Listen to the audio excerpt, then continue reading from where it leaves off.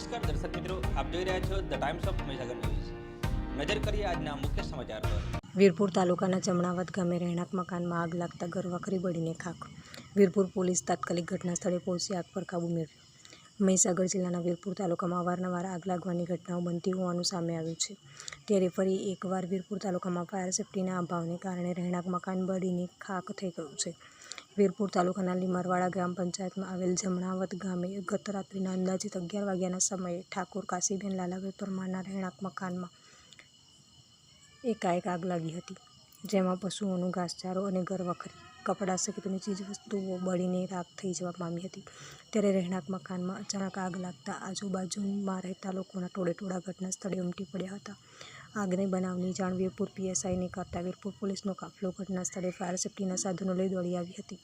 Police સ્ટાફે rescue કામગીરી હાથ ધરી હતી, તેમજ પોલીસ ફાયર એક્સ્ટિંગ્વિશરનો ઉપયોગ કરી તથા સ્થાનિક ગ્રામજનોની મદદથી પાણી છાંટી આગ પર કાબૂ મેળવી લીધો હતો। આ ઘટનામાં કોઈ જાનહાનિ થઈ ન હતી। ભારે જહેમત બાદ આગ પર કાબૂ મેળવ્યો હતો। જો કે અચાનક આગ લાગતા રહેણાંક મકાનમાં અંદાજિત 3 જેટલા વ્યક્તિઓ મકાનની અંદર પોલીસે સહી સલામત રીતે બહાર કાઢી લેતા બાદ બચાવ થયો હતો, પરંતુ આગનું સ્વરૂપ જોતજોતામાં વિકરાળ બની જતાં પરિવારનો મોટાભાગનો સામાન આગમાં ભડતું થયો હતો। આગની ઘટનામાં અંદાજિત 80,000 જેટલા નુકસાની થઈ હોવાનું પ્રાથમિક તપાસમાં બહાર આવ્યું છે।